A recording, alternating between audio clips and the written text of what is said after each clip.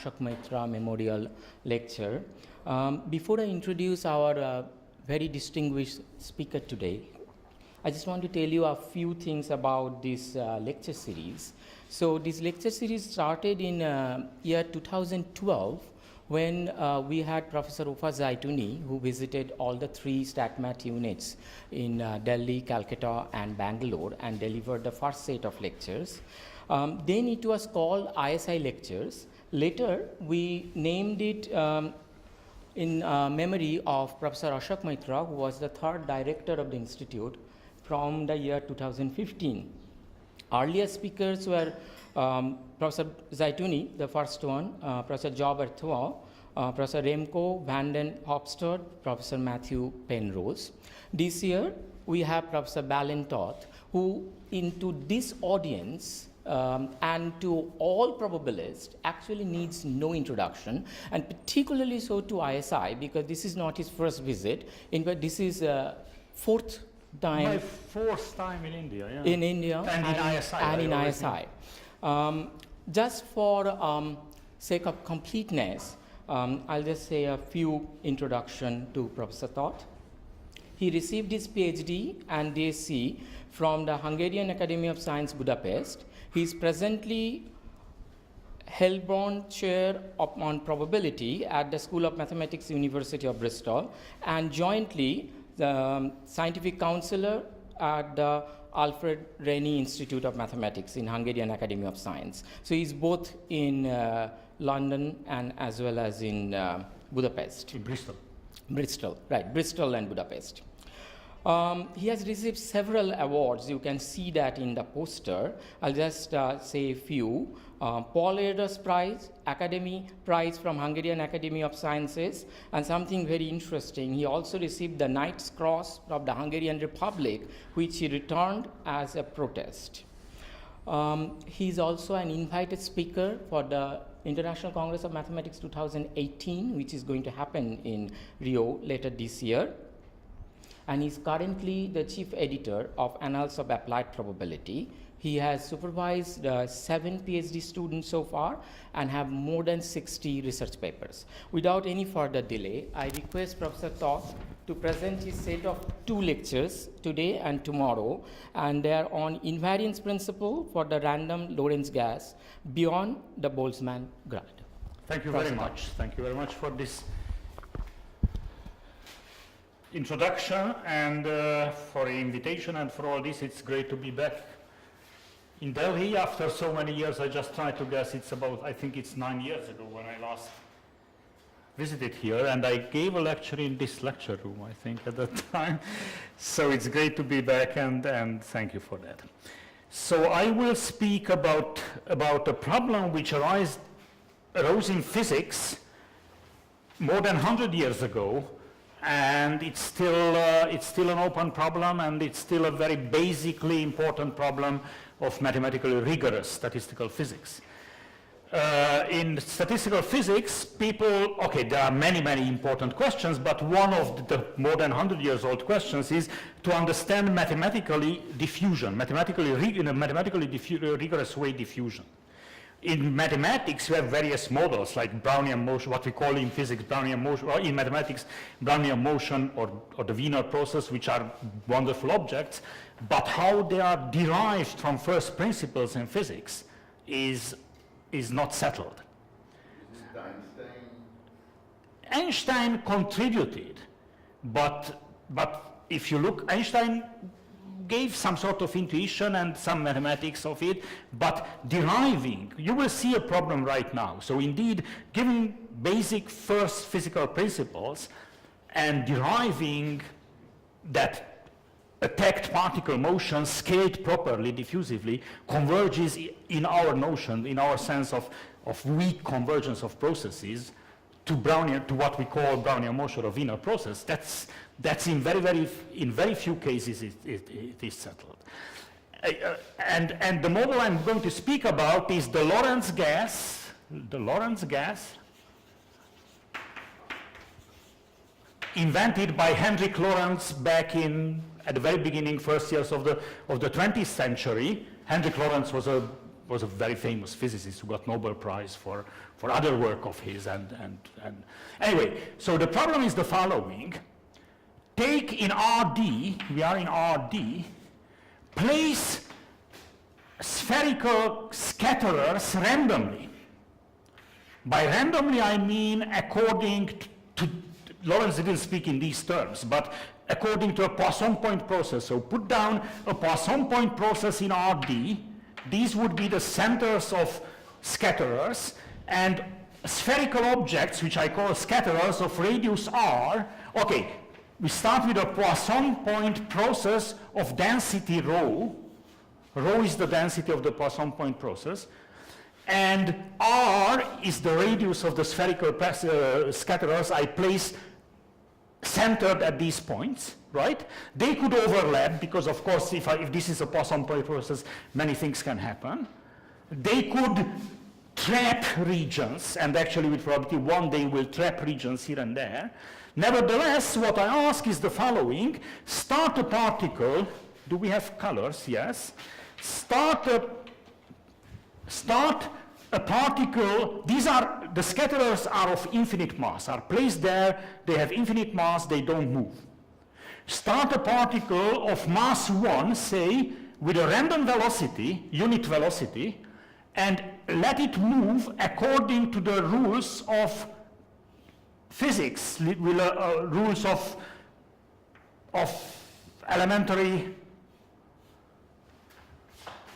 mechanics we learn. That means specular collision means that you can, okay, let me not define this, but you easily imagine, place at the point of collision, place a plane tangent to the scatterer and reflect it specularly from there, right? Now, what is random here and what is deterministic? Random is the configuration of the scatterers. Random is the initial velocity, the initial direction of the velocity of the particle, and the rest is deterministic. The rest is deterministic dynamics. The particle moves once the configuration of scatterers and the initial velocity is given. The rest is deterministic dynamics, right? Now, of course, you may ask, and here is Rahul who is in percolation, you may say that, okay, of course it may happen that the origin is covered by a scatterer. What do I do then? Then define the process to be just stand still there. Or if the random walk, if this blue trajectory if the origin is totally surrounded by partially overlapping scatterers, then the random walker cannot escape, then it stays trapped there.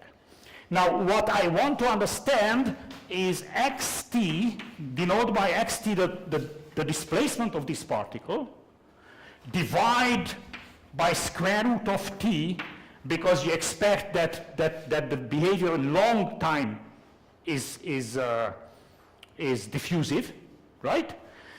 Condition, if you wish, or take the event, take on that event, so restrict yourself on that event when the trajectory is not trapped.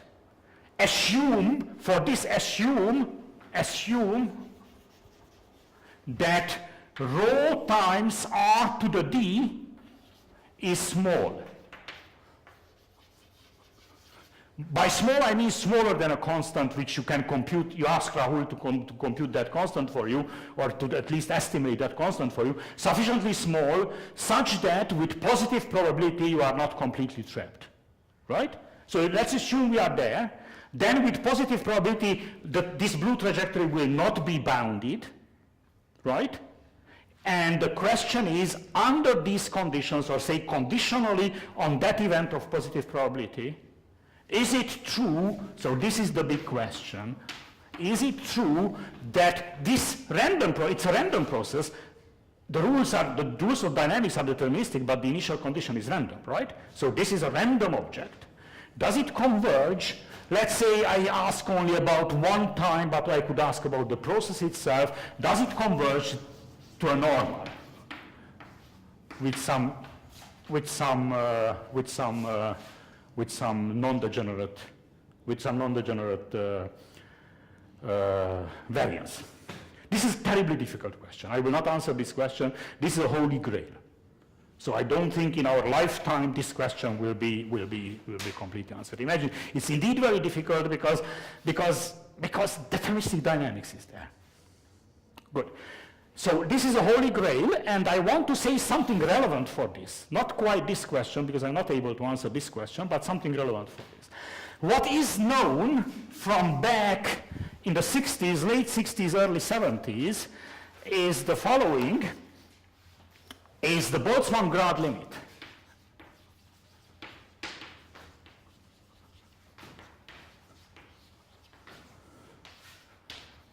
Actually, the Boltzmann-Grad limit, Boltzmann already knew what to do in deriving the Boltzmann equation back in the late 19th century. And Grad, I don't recall his first name now, he was a PhD student of Courant, as I recall, and trying to mathematically make rigorous the Boltzmann equation, derivation of the Boltzmann equation. They realized that the following limiting procedure is in general in interacting particles is relevant, namely take the limit when rho goes to infinity. At the same time r goes to 0, I will tell you in what way. So the density increases but the radius decreases, but not linearly, that would be just trivial, in such a way that rho times r to the d minus 1 stays constant, or stays of order 1. So this, say, converges to a positive and finite constant. Doesn't matter what that constant is, because it's just a scaling factor, a scaling of time. Let's take it 1. Now, if I take this limit, then certainly this will be small, right? So in the limit, I will not have bad events, so I don't have to care about those bad events of being trapped. Now, why is this limit interesting? This limiting procedure is interesting because imagine that what you expect if you take, I will not draw new pictures, so there are dense particles very densely, the radii are small, such that the relative volume covered by scatterers goes to 0. Now, the particle which travels will see the first scatterer in an exponential time. And this limit will make the time, so this limit will keep the free flight times of order 1. This is because imagine you cover, so it's easy to prove, right? So everybody can see that. So in this limit, the free flights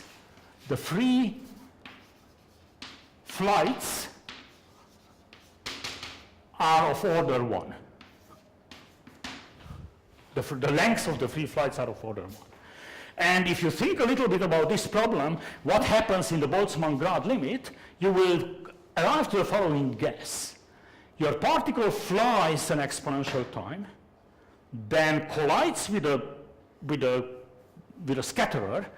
The scatterer is collided randomly in the sense, so if I magnify it, let me magnify what happens. So the particle flies.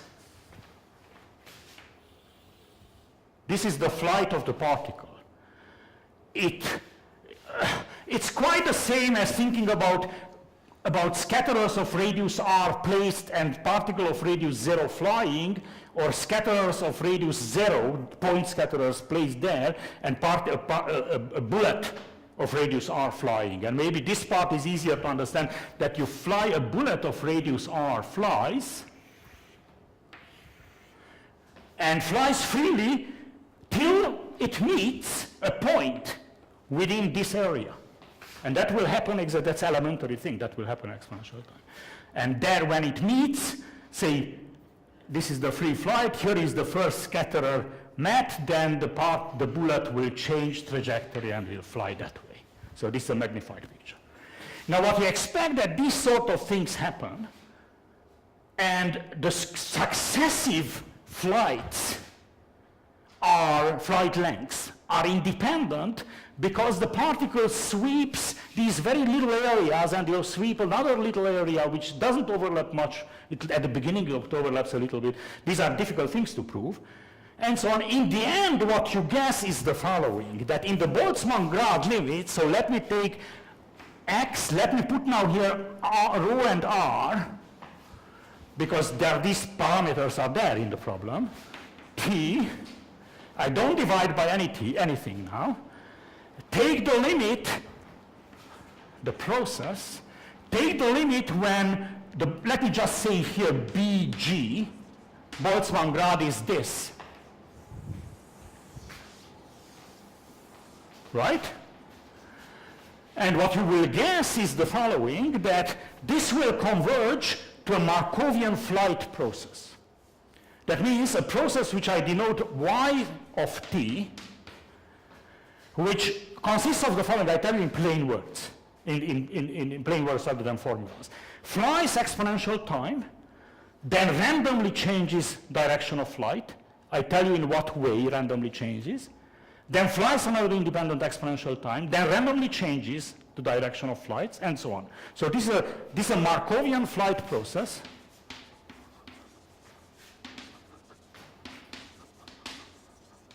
Right, a Markovian flight process, and what happens is exponential flight times, and the change of velocity is Markovian, which I just formally write down that there is a kernel which we call sigma, in physics it's called sigma v prime dv prime. This is a kernel, a Markovian kernel of changing velocity from v to v prime. In physics this is called differential cross-section. It depends on the interaction. I define my interaction as being hardcore, but it also depends on dimensions. It's something to be computed. I'm not going into details. This is standard classical physics. This is differential cross-section. This is the differential cross-section. And it's not totally trivial, but it's an elementary exercise to check that in 3 dimensions, when d is 3, and we have hard cores, then this is uniform. Then this is just constant. That's not a totally trivial fact. Yes? Then what happens, so then this is uniform. That means no matter from what direction you come, the new velocity will be uniformly independent and uniformly distributed, right? But this happens only in 3 dimensions. If you compute the same thing in 2 dimensions, computations are simpler, you got another formula. In 4 dimensions, you get another formula. In 3 dimensions, it happened. That's just a minor comment. This will not have any bearing on the recurrence or transience of... No, this doesn't have yet. What I'm going to tell you later will have with recurrence and transience. This is just a geometric fact. This is just a geometric fact. Okay, so this is what you guess that will happen in any dimension where this is computed. How to compute this, it's not difficult to see. How to compute this is the following. I come back to this picture. How to compute the differential cross-section for those who didn't do physics here. You fly, I don't change now color because it takes time. This is your flight. I go back to the picture when the point particle flies and it meets a collider, a scatterer somewhere. But if here is the scatterer, say here is the scatterer, then the incoming particle which will collide with that could come here or there or there or there, uniformly distributed. So take geometrically uniformly distributed on the projection area and compute what will be the distribution of the outgoing velocity. And that's how sigma is computed, and this computation yields uniform distribution 3 dimensions. Very elementary, a bit worky, but elementary. Now, this statement, it's easy to say, but not easy to prove, but this was done. This was done back in 1969 by Giovanni Gallavotti, and in 1978 probably by Herbert Spohn. Why do I say 2 different names here? These are physics but rigorous mathematics, because Gallavotti computed some correlations, some covariances, some joint, so he did more computation, he didn't have the notion of convergence of processes. And Herbert Spohn, 10 years later, had the notion of convergence, and Herbert Spohn proved indeed that this process converges to that process as we know it, right? Okay, so this was done by Galavotti and Spohn. By the way, when I speak about this convergence, I have to tell you precisely what is random. And I told you random is the position of the particles and the velocity. Let's call it annealed. This is what in random walks in random environment context is called annealed, that the environment is random and you take the randomness of the environment into account. Some years later, which I can tell you in 1983, Boldregini and Bunimovic and Sinai proved a stronger version of the same statement, namely, they proved the following: quenched for almost all configuration of the environment, for almost all configuration of the scatterers. Now we'll take randomness only the initial direction, the process will converge. The same will be true. So annealed was done by these two guys, and quenched was done by Boldregini. That's more difficult, or that's more involved. Okay, these are old results. Once we have, I don't want to erase yet that one, given the Galavotti-Spohn result, let me call it so, given Galavotti-Spohn, you can take a second limit. This is a first limit. You can take a second limit. This is trivial what I'm saying now. This is trivial. Take the limit of y t divided by square root of t. So this y is the Markovian flight process. Rescaled time and displacement diffusively. This will converge to a Wiener. It was only one-dimensional marginal, to a Wiener process with some variance. This is straightforward. This is straightforward.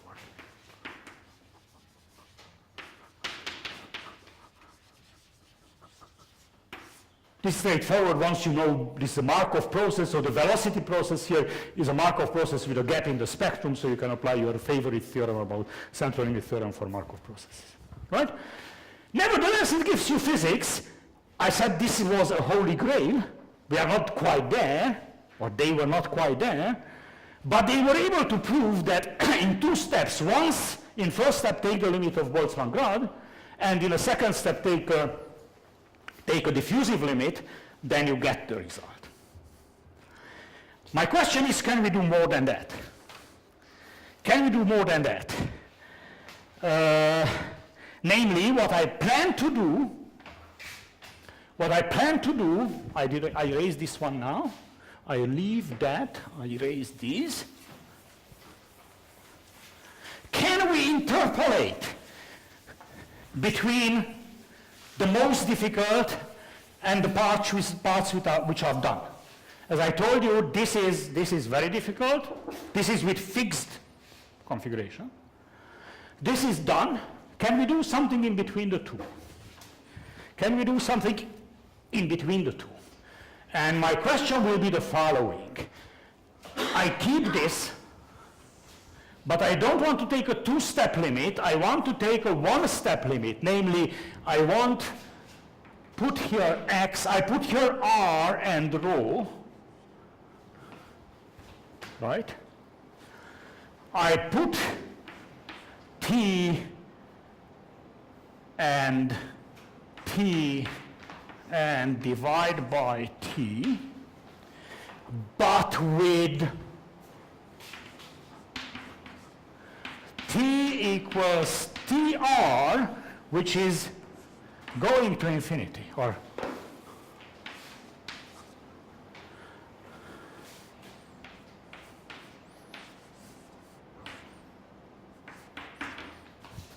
so that's my question. Is it clear what I asked? So I want to make jointly, not a two-step limit, first Boltzmann-Grad, second diffusive, but put them into one, take the limit when rho and r goes to infinity, but don't look at the process on a time horizon of order 1, as it was done in the Boltzmann and others, or all the names I listed so far, but take it a much longer time horizon and divide and scale diffusively, do you get something, right?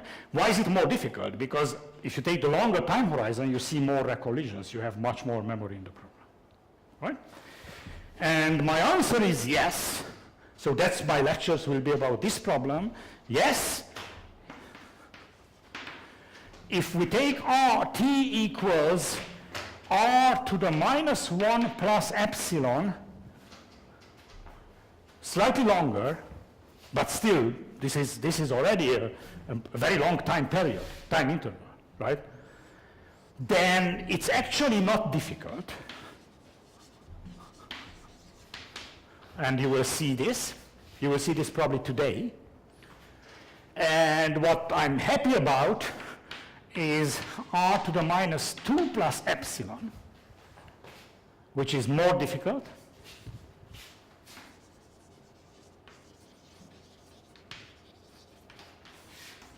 And I will show you that one.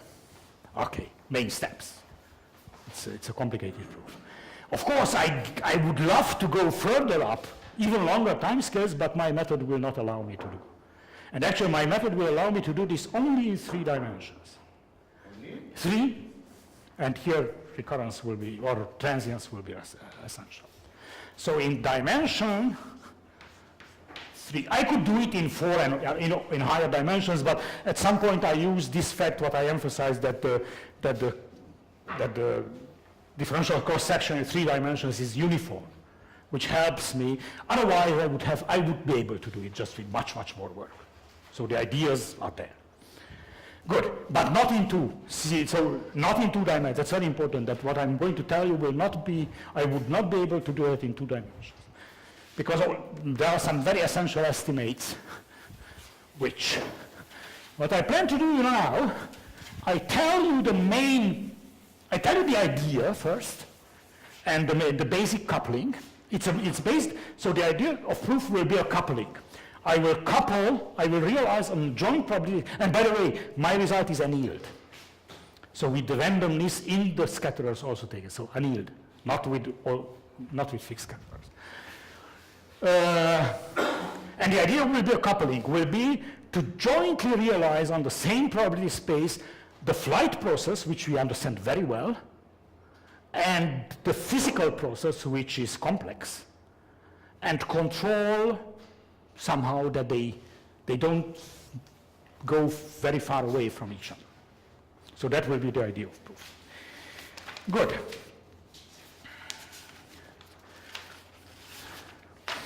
Okay, so I will define, now I don't give you details yet, I will go to rigorous definitions, but I want you just to put into the picture, right?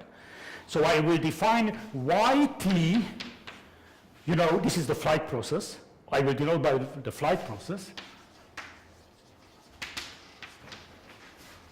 The Markovian flight process is, I know absolutely everything about this. This is an object of introductory probability theory. I will denote x of t, I put here an r, I don't put any more r and rho, because anyway r and rho are related like this. So I could take r 1 over that, rho 1 over that, so I just put r of t, which is a random process, which is a true one, the true one, realized on the same probability space. Actually, more precisely, I take the probability space on which yt is realized. Yt is a simple thing, so if you give me a bag of independent exponentials and independent uniforms on the sphere, then I have yt constructed. I take that probability space and I will realize x on the same probability space, and not only on the same probability space, but in a measurable way, in an adapted way. So if I tell you, or if you tell me the process yt up to time t, then I construct from it the process x up to the same time, right? Which is not a totally trivial thing. And this is what I will call this one the Lorentz exploration process.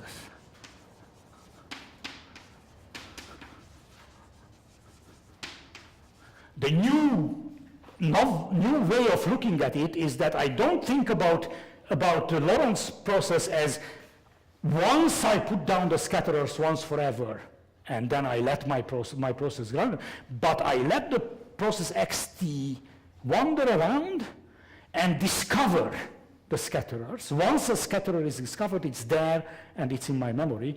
Or once I swept through a region and I realized there is no scatterer there, I know that, so that's imprinted in my memory. But I discover, I explore the region and I discovered it. So that's why I call it Lorentz exploration process. Construct the same way, and let me call yt dot, so its velocity, let me call u of t, and xt dot call v of t. Of course, this makes sense. These are flight processes. These are piecewise constant functions, right? Processes. And I want to realize them in such a way that these two, the velocities, stay together as much as they can, right? So what happens is the following. I start them together, they go parallel, then something bad happens because the memory tells me that the Markovian process did something I'm not allowed to do, right? Then I go apart because I'm not allowed to do what I have to do something else. For example, a recollision. I see a scatterer seen in the past. Now the Markovian just goes through, doesn't see that. But the two processes can, then they go apart. That means that these two, think about the velocities, they go apart. But in short time, a new collision, a new scattering of y will be allowed for x. So I discover a new scatterer there, right? And I glue them together again. So what will happen is the following: that these two, ut and vt, are mostly the same, equal. Occasionally, in times once in r to the minus 1 time, they separate, they go apart, they mismatch, right? I will have to prove this, so these are just statements I make now, but that will be just I want to tell you what happens. But in exp1 time, that means an exponential of order 1, of expectation 1 time, are recoupled.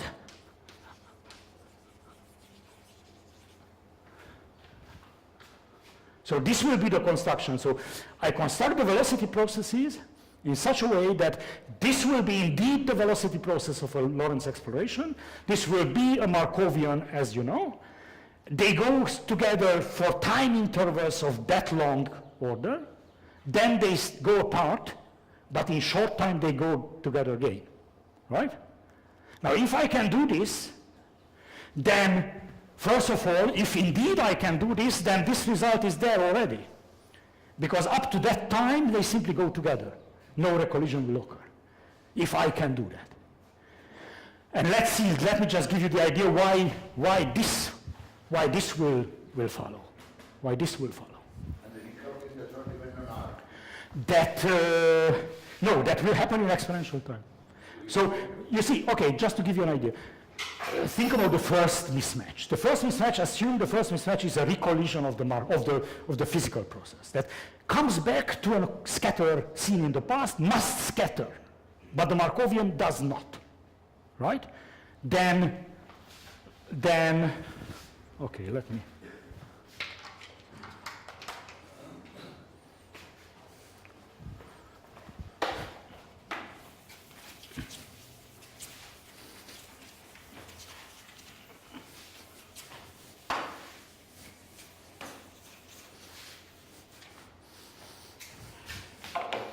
So these guys go together. The purple one will be y, and the blue one will be x. Ah, sorry. This is the point that... And it happens that this is the way they come now. Now the blue one came back here where I knew that there is a scatterer. I'm not allowed. The purple one doesn't see anything, it just flies through. But this guy must go this way, right? But in exponential time, the purple one will get a new collision. The purple one in exponential time, this is the new randomness coming in, right? This is the new randomness. With huge probability, the blue one will be in a situation when he's not obstructed to do the same thing. By not being obstructed to do the same thing, I mean that is in virgin territory. And then I say, just declare that, okay, the guy just discovered the new scatterer there. And I keep it in my memory, it's there. Right? It gets more complicated later, but this was the first one. And I recoupled, so they went apart for that much time. This should be of the same length, sorry. So this and that should be of the same length. And so this is mismatch. This is a mismatch. And this is a recoupling.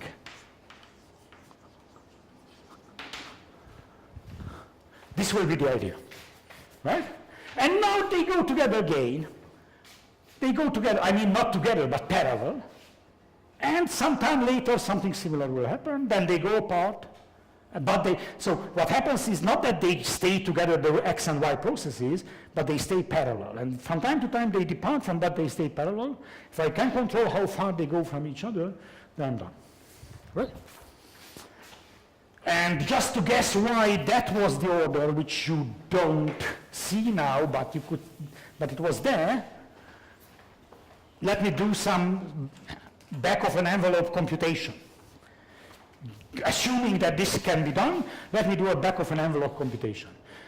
So let's see what is the maximum between time t between 0 and 1 of x.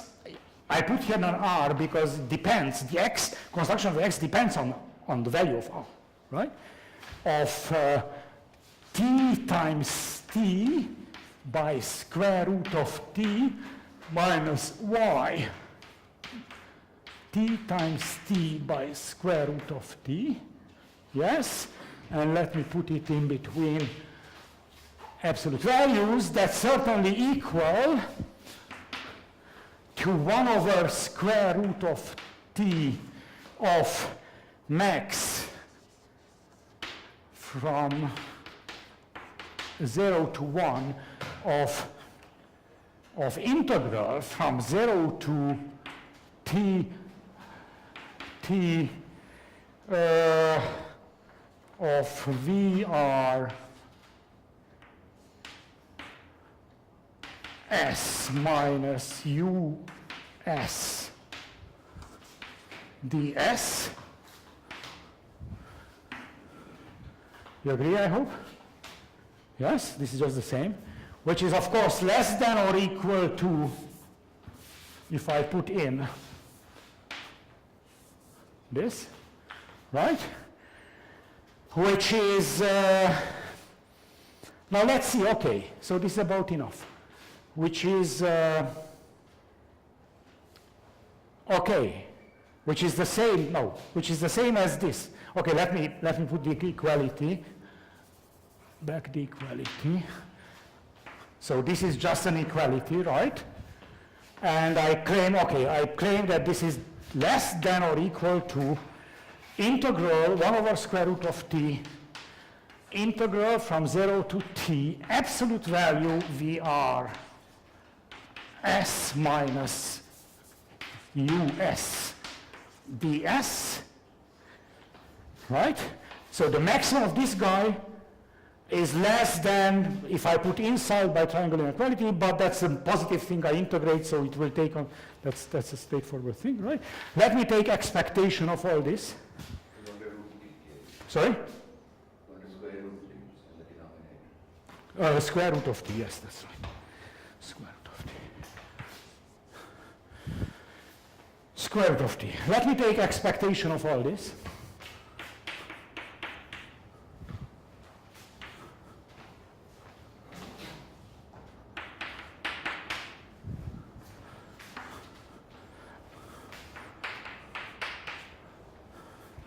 Now let's see, what did I say?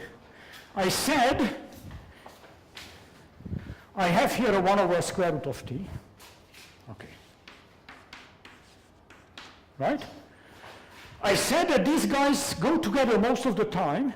They separate once in a while of that length and stay apart of order 1, time of order 1.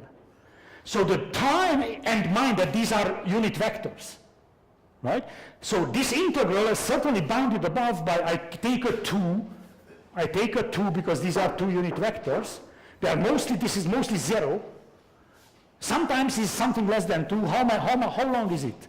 It is t times r times r. Right? T times r times 1. Which is what? Which is square root of t times r. This must be much less than 1 because I want this coupling to be efficient. When is it less than 1? If t is less than 1 over r squared. Good? Okay, this is just to convince you that we are on track. Question? I don't understand your question. A 2? 2, what doesn't matter, because what I want is that this guy goes to 0. I want that it be much, much less than 1. Right? Good. You are right. The 2 was missing there. Good. So this is what I want to perform. Now I want, okay, let me note, yt is the flight process, xr t is the Lorentz exploration process. I don't erase this. And I show you how the coupling goes.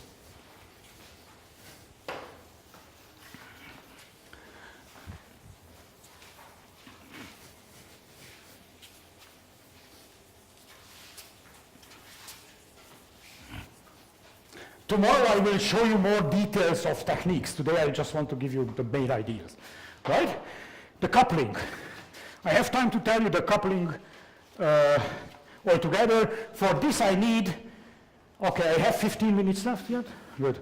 For this I need, how do we construct the y? Let me go fast to the construction of y because I will need that. So I need a bag of psi sub j, where j goes from 1 to, these are I, okay, I write here, I, d exponentials. This will be the flight times. And u sub j, j goes from, okay, let me say u sub j minus 1, and then j is the same, right? And these are d uniforms on the sphere, SD minus 1. SD minus 1 is the spherical surface. We are in 3 dimensions, then this is just the surface of a sphere, the 3-dimensional surface. Question? Sorry? It's not a circle, it's a sphere. In 3 dimensions, this will be a sphere, the surface of a ball. Right? Question? Good. So, and you can easily imagine then from this I can construct the process, and I say without writing down formulas, I drew the process and you will see some notation. So this is why this is 0, 0. Okay, what I mean is that psi j is the j's flight time, u sub j minus 1 is the incoming direction, and u sub j is the outgoing direction at this collision, right? So let me,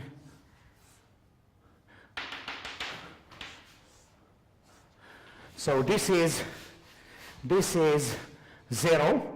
This is tau 0 equals 0. This is time tau 1, tau 2.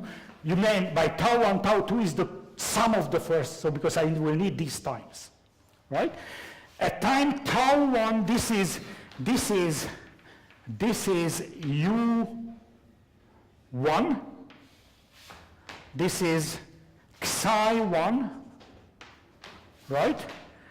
I have a u0, so I imagine that I start my process from a collision with an incoming velocity which is randomly given and the outgoing, right? And say this is the j's, this is tau j, this is uj, this is uj minus 1, this is psi j, this is uj plus 1, and so on. Is it clear what I mean? Is notation clear? I don't want to write down formulas because it takes time. Good? Now, it's clear what I mean by y sub n. Y sub n will be the discrete. Y sub n is sum j goes from 1 to n, psi sub j, u sub j. Right? It's clear what I mean by the continuous time, but I will not write down the formula. It's just, you can easily guess how to write down the formula, so you interpolate linearly, right? With linear interpolation, I don't write down the formula. What I will need, very importantly, I will need some points, which I call y sub n, related to those y sub n, but not quite the same. Namely, the meaning of these, there is some more color here, is virtual scatter. Mind, this blue, this purple is the Markovian process. There are no scatterers, so if it's recollides, the scatter doesn't see it. Nevertheless, I draw virtual scatterers here of radius r, which would have caused these changes, these scatterings, right? These are virtual scatterers, will not have physical meaning, but I will need them and say this one, this one, this one, this is, I don't change colors, this is yn, this point. The point after n steps is yn. This point is what I call yn, and I write down a formula for yn. Right? Y sub n will be yn, I need my paper, plus r times u sub n minus u sub n plus 1 by u sub n minus u sub n plus 1. So what do? From the point of collision, I measure in the direction which is this direction plus that direction, a unit vector. I mean not unit, but r length vector. That would be the center of a virtual collider there. I will need that later. And now I construct, and give me that much time to give you, to make that construction.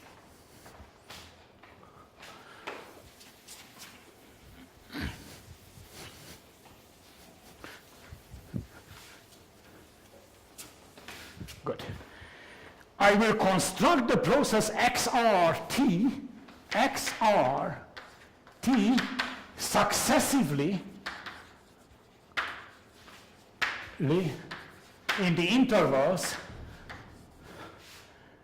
tau n to tau n plus 1, tau n minus 1 to tau n. Tau n minus 1 to tau n is an interval of free flight, of the Markovian process. Okay. And I tell you what happens. I start with x. I don't write that r there anymore, but you know that you will see all the time, you will see the r's. X naught is 0, right? V is not plus, so the starting velocity is the same as that of the y, is u Not. U naught or U1? U1. U1. And I write a mysterious S naught, which will be a set containing one single element.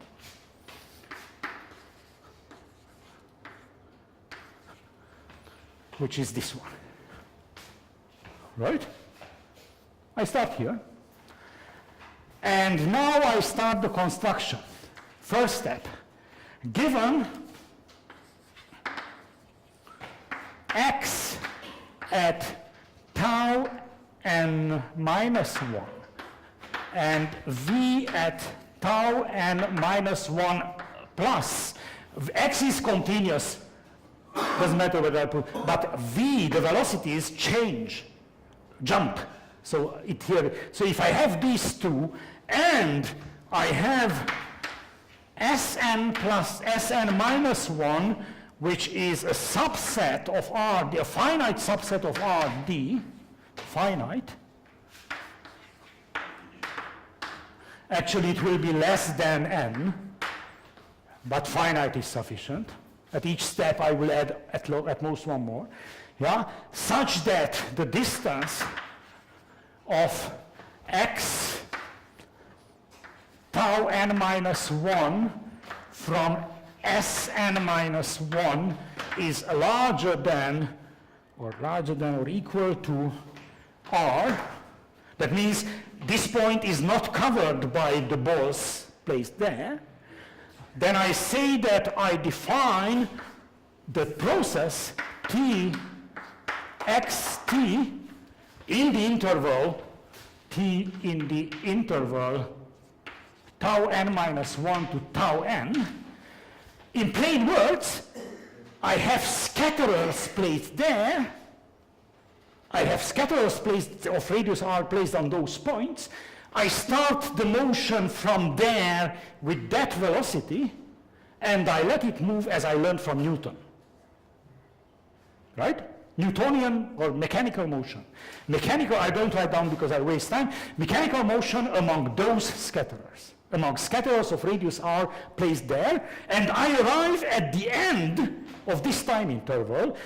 At the end of this time interval, I know by then I know what is x tau n. Output is x tau n and v tau n minus, mind, not tau n plus but tau n minus. And now I have to decide what to do. So this was my first step. Second step.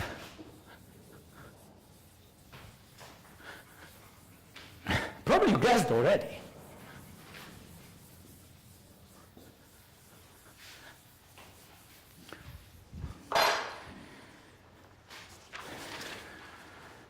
Second step, I define lowercase xn as being x tau n plus r times v tau n minus un plus 1 by v tau n minus un plus 1. What is here? Okay, it's a formula, probably you don't see what I did. I imagine that the new velocity which y, the process y got at this moment, is realized by a collision with a new scatterer of x, of the process x. And this would be the center, right? So I construct it till then, and now what happens is the following, at the end of that time interval, what happens is the following, that this is the end of the time interval. So here is xn, x tau n. This is the velocity, incoming velocity is v tau n minus, right? And I propose that this guy now takes the new velocity. I propose that this guy takes the new velocity, which at this moment, at at this moment, y takes. So say, I want to couple it with y. This would be u n plus 1. This is the velocity of y, right? I try to place a scatterer here, which would cause this collision. It can happen that it's a legitimate one, and it can happen that it's not a legitimate one because you are not allowed due to the memory to do that. And that's what I will check now. Right? I want the real one to follow, exactly, but, I'm sorry, say it again? You want the real one to follow the Markov process. Exactly. I want the real one to follow the Markov process, but bad things can happen, and that's what I'm telling you now. Bad things can happen. This is xn. This is not yet, it's proposed, not yet accepted. Imagine yourself as a computer now. This is proposed for you, but not yet accepted. Now you will check whether you can accept or not. I denote by dn the distance, the minimum, okay, the minimum s between 0 up to tau n of xs of the path trajectory from xn. So I have the path trajectory constructed up to this time. I have the path trajectory here in the space. I didn't draw everything, but and this dn is the distance between the path trajectory, which ends here, from that point. That distance is certainly not bigger than r, because at this point, so this is certainly less than or equal to r. But it could happen that it's strictly less than r. If it's strictly less than r, then why is it strictly less than r? Because if it's strictly less than r, it means that in the past, I have traveled here and I already explored this region, and I'm not allowed to put there a new scatterer because I know that there are no scatterers there, right? So what I do is the following. If dn is equal to r, oh no, this is the third step already. This is the, okay, here I am now, and I put the third step here.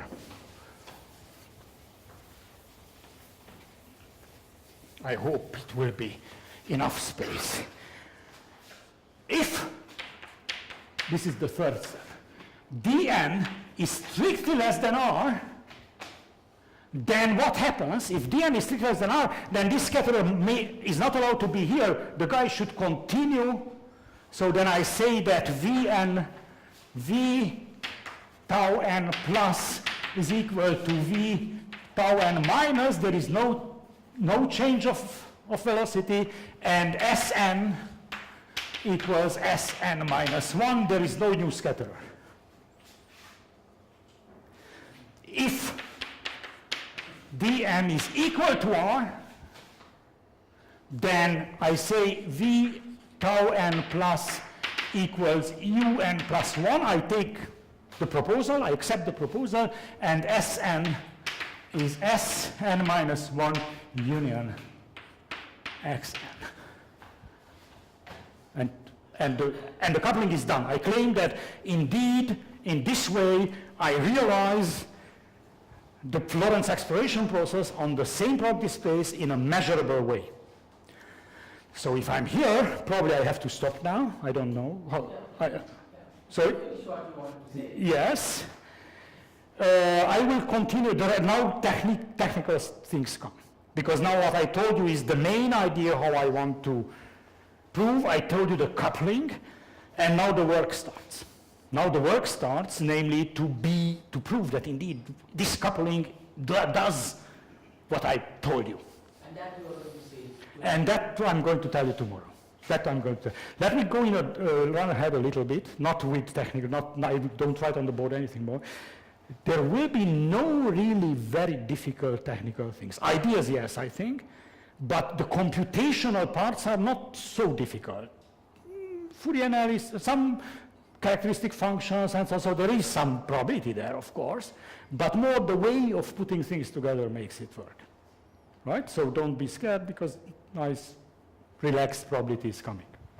Good. Thank you very much. Thanks a lot. I'm sorry?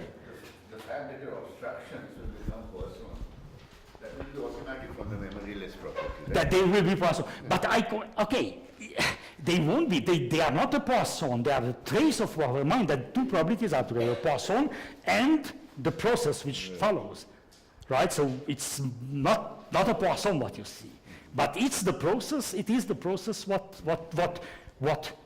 the Lorentz particle would explore given the Poisson background, right?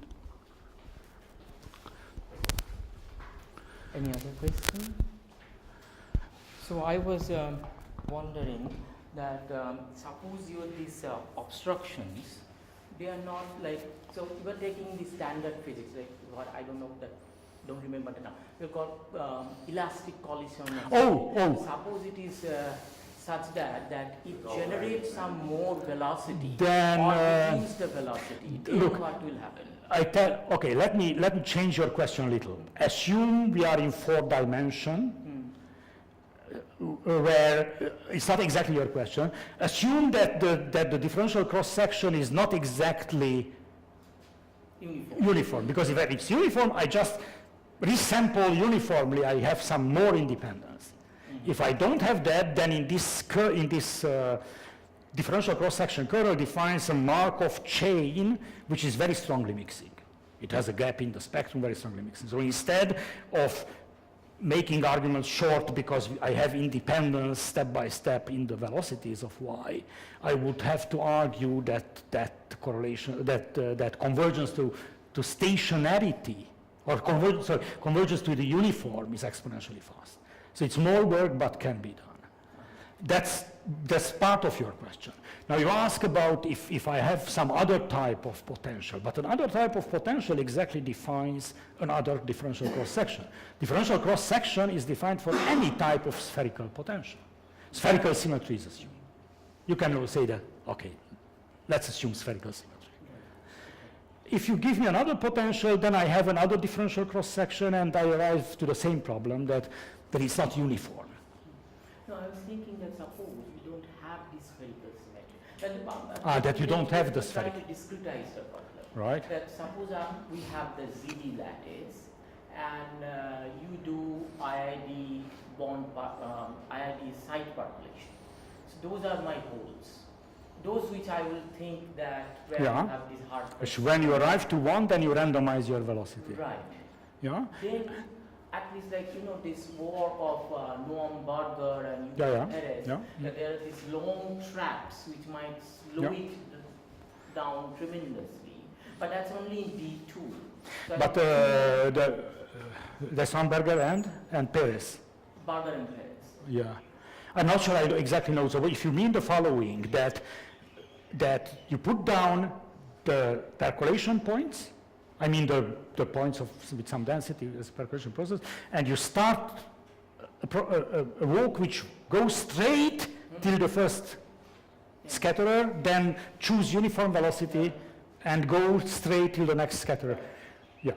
And what do they, and indeed you have a long thing. Okay, that's a slightly different problem because indeed you may have very long flights.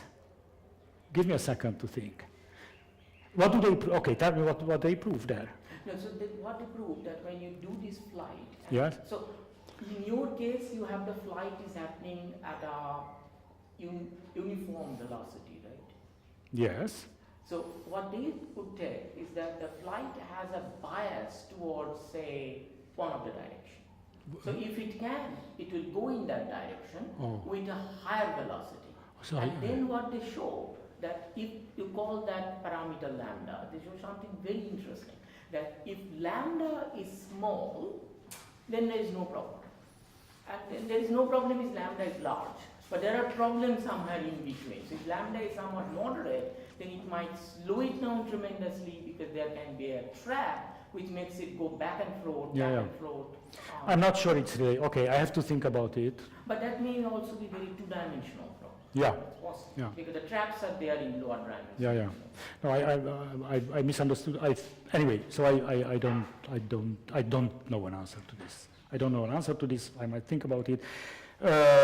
Yes, but in this case, the random. So let me just emphasize. So my point, or what I I'm most interested in that the dynamics is deterministic.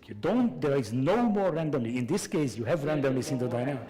No randomness. So once you have the scatterers there, the rest is deterministic. Yeah? Yeah. Question? If there is, similar to what Sir was saying, if there's an extra velocity added, like instead of going to the next point in exponential time, it goes faster. Like it's inelastic collision, but in just the direction is uniformly distributed, but the velocity increases. Does that change? It always increases. It always increases, so it will converge faster or something like that. And what kind of physics would or you just ask a mathematical question? Yeah, right? just a math. I don't know. If it increases by a certain small So factor. you speed it up. And you always At increase it by a certain amount. Yeah, small factor you keep increasing it. Yeah. Wouldn't it like converge faster to some states? I can't answer the question. So it's a different problem. There might be the case that there are some similarities, but it also could be that it's totally. It's an interesting game to me. You know, you can turn this more into a game or something and just let people play and then collect data depending on what happens. I was just thinking about this in terms of pinball, the whole thing. Yeah. You can gamify the whole process and apply these kind of laws to it. Instead of actually doing mathematically, you have some raw data with these players, so players can shoot in any direction. You give them that authority or something. And then you just see what's happening. Because you can model them on computers like you were saying. Yeah. And then just see what, instead of thinking so much, it's going to see what they come up with. A lot of these problems, I remember some genetics problems were solved using these kind of techniques, gamifying the whole thing. Yeah, good. Where did you need dimension? You didn't see yet.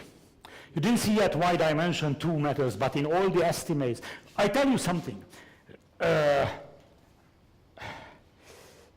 Tomorrow you will see the details, but the fact that I told that the argument will rely on the following structure, that the Lorentz expression process goes like the Markovian process for long times, then some recollision, say a recollision occurs, but this is localized in time. No recollisions will occur. That will be very important that on this time scale, no recollisions of this type will occur. Here is a scatterer, here is a scatterer. This type of maybe 100 times. That means that's what I will call tomorrow a simple or immediate recollision. And this can be controlled, but in 3 dimensions, up to this time scale, no recollisions like this will occur. Or even more complicated ones. And in order to control these type of there are lots of things to control, and everywhere it will pop up that 3-dimension matters, and actually in computation-wise, but also probabilistically, transience matters. Answering this Anto's question, for calculation, if you have these random data, when we put in light, we still don't know whether the light will go out or not. That's an open question. That's an open question, and that's the mirror problem, right? But the limit yeah. That's the thing. My probably, but this is too much of guesswork what I'm doing now. So take the mirror problem at low density and rescale. So the low density would correspond, take it low density but shrink the lattice and look at the process like that, and I would guess that this type of thing I'm doing might work for that. But that's a 2-dimensional problem. So modulo if you do it in 3 dimensions. But don't take it with a grain of salt, because I thought just as you asked the question, it came to my mind. So I think that the method I do would be also applicable for take the corresponding sum to the mirror problem. So in the 3-dimensional mirror problem at low density shrinked. So Boltzmann-Grad type of limit, but long time spans diffusively. Yeah. Question? What about non-integer dimension? You ask difficult questions. I have no idea. Well, how to define that? Your method I have a physics background, as you could probably guess. So it's difficult to me to imagine. You mean 2 plus epsilon dimension or 3 minus epsilon? Yeah, like anything except for In- 3. It in- doesn't work for 2 or 4. Does it work around 3 maybe? Like, But how would you define the problem in 3 plus epsilon dimensions? What would be the problem? I have to think about that. Ah, yeah. I Maybe don't there's know. a- I don't know. You have to define. Okay, I speak about scatterers, about physical interactions, and so on. It's probably you could guess something, I guess, but I don't know. So, because of sake of time and there is a high tea waiting for us, so we can have more questions. Yeah, I'm very happy to discuss about. Yes, and come back Thank Bálint for tomorrow, and you will see more. Yes, we wait for your tomorrow's details. Yeah. Okay. Thank you.